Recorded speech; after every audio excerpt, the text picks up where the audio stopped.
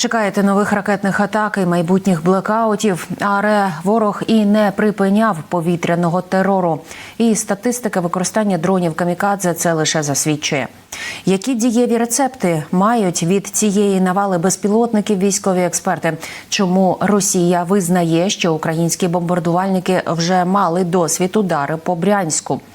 Як окупанти вже готуються скавчати після останніх новин про легендарного командира Азову Редіса? І що українські танкісти розповіли президенту про німецькі леопарди? Події 587-го дня Великої війни з Росією у матеріалі Олексія Пасака. Дімон, оттуда ще, нагору!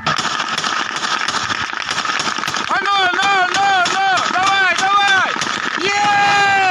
Чи варто жити в очікуванні посилених ракетно-дронових атак, якщо вони і так уже почалися? Росія щоночі атакує Україну шахедами. Лише у вересні маємо антирекорд – понад 5000 безпілотників камікадзе. Збито майже 80%, але дієвого магічного рецепту від повітряних атак немає. Будуть підбиті дрони, але вочевидь будуть і влучання. Що ж можна зробити? Про це говорять військові експерти. Ешелонована протиповітряна оборона – це єдине, що можна протиставити. Плюс система оповіщення. Тобто потрібно, щоб наші військові завжди знали, де і коли йдуть ці дрони. На жаль, іншого, принаймні зараз, рецепту боротьби з дронами немає. Я думаю, що зараз є певні напрацювання, але для того, щоб вони запрацювали в повної міри, потрібен час. І я не думаю, що він у нас є,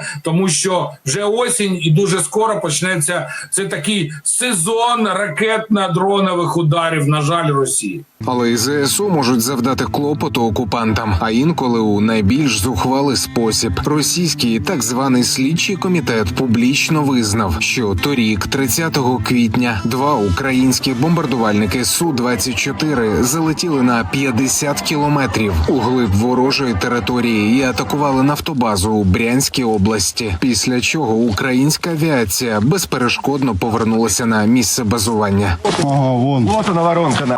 Я говорю, он промазал. 20 не долетел. Вот она воронка. Нюх себе. Це весна 22-го року, коли росіяни взагалі не думали, що можуть отримати удар у відповідь. Тому все ППО було стягнуто на інші напрямки. Я думаю, що наші військові використали такий момент для нанесення цього удару. Насправді, ударів по Брянщину в той час було досить багато.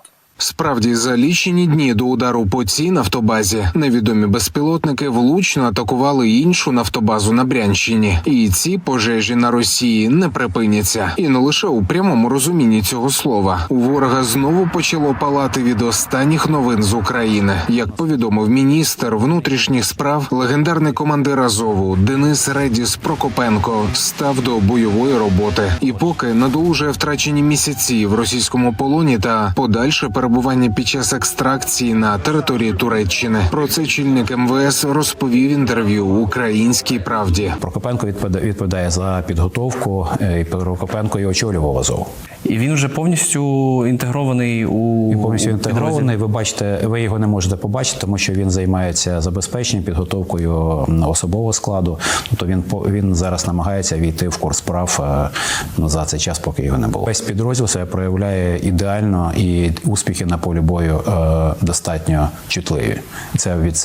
Про це говорять і військові. А ще військові розповідають про західну техніку, яка може вціліти після прямого влучання ворожого ланцета. І щодень допомагає нищити окупантів. Зокрема, і на Лимано-Куп'янському напрямку. Саме там позиції наших воїнів відвідав президент. Володимир Зеленський вручав нагороди, спілкувався з командуванням та особовим складом. А ще почув із перших уст, як бійці оцінюють німецькі леопарди та шведські бойові машини піхоти CV-90. Ну це як іномарка, вона є іномарка.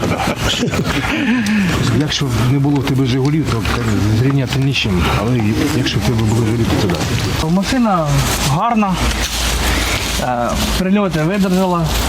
Як тримають прильоти вже від ЗСУ російські окупанти? Не дуже. Це констатують сили спеціальних операцій. Повітряна розвідка ССО виявила 5 ворожих БМП, 2 вантажівки та польовий склад московитів. А далі налагоджена комунікація з українською артилерією і успішне влучання. Палала ворожа техніка на Запорізькому напрямку. І, як зазначають експерти, відбулося це південніше Токмака, за 30 кілометрів від лінії фронту, просто у російському тилу. Зауваження – тимчасовому російському тилу.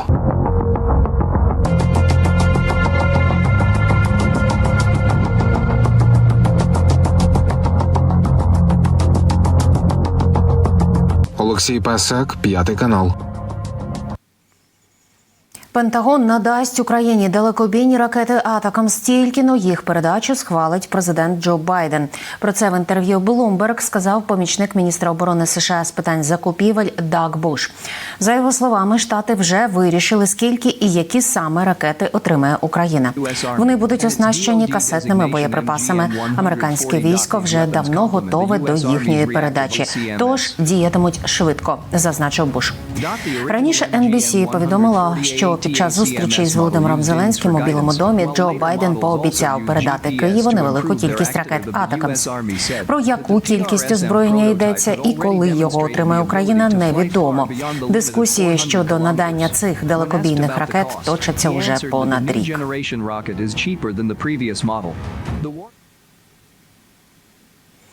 США мають зробити усе, щоб продовжити військову підтримку України. На цьому наголосив президент Сполучених Штатів Джо Байден.